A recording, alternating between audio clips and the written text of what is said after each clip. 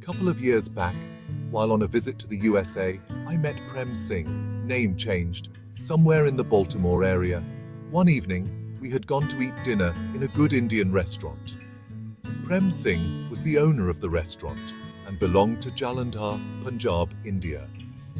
While we were having dinner, he sat down with us and started talking in Punjabi. I liked him very much. Out of curiosity, I asked him about his success story. What he told me made me cry. Prem narrated, I had come to the USA 30 years back. I was just married for 2 years and had been blessed with a daughter. I was teaching in a school back in India. All of a sudden, I started dreaming of settling down in the USA. I contacted some travel agents and applied for a visitor visa to the USA, which was refused. The agents then advised me to travel to Mexico, from where, with their contacts, I could cross over to the USA. Agents demanded plenty of money, which I did not have, so I requested my father to sell his land. My wife and parents were not in favor of my going abroad, as we were doing reasonably well in India. But somehow, the American dream weighed very heavily on my mind. My mother was very sad at the thought of losing her only son. Anyway, I prevailed upon my parents and also painted a rosy picture to my wife that soon I would get her also here. My father sold his land to pay the travel agents, who organized my travel along with others to Mexico. On reaching Mexico, our group was left to fend for ourselves. We were out of a job, hounded by their police, and had to hide ourselves. I then ventured to cross the border and enter the USA. Many others who tried were not successful, and I do not know about their fate. I somehow managed to cross to the US side and traveled to New York, where I had some Punjabi friends from our area. I had to sleep in the open for many nights. Thereafter, we found shelter in a Gurdwara in New York, where many others were also lodged. We stayed in the Gurdwara, Sikh temple, basement, and went up to Long Island where construction labor was required. We would daily find some job, and in the evening return to Gurdwara and have food from their community cookhouse, langar. For 2 years we followed this routine. I would ring up my parents and wife once a week from a pay booth.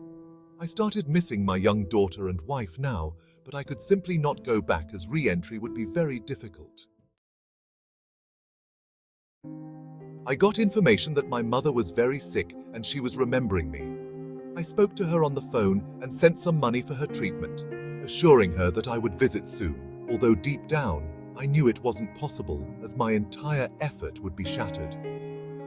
One evening, I received a call from my father telling me that my mother had died. Right till her last moment, she was remembering me, looking towards the door, expecting that I would come.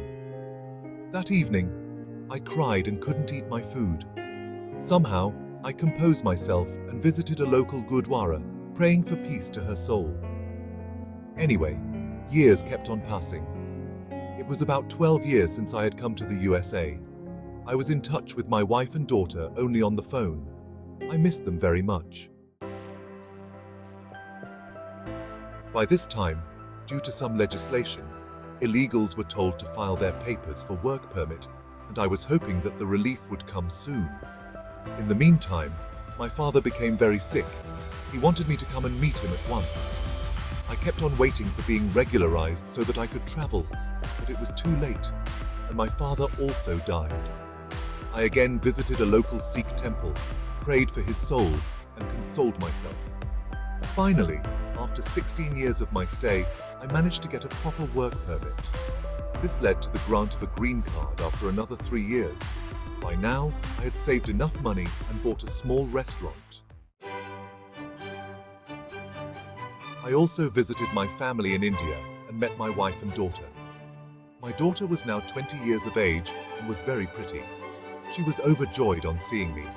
My wife and daughter requested me not to go back, but I promised that very soon I would get them there now that I had the green card.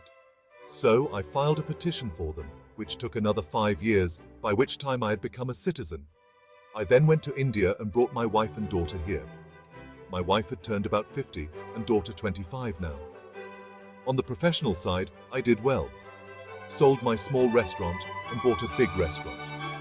Soon, I added another restaurant and also bought a house. My family is happy now, but my wife had to share separation for 23 years and her youth had withered.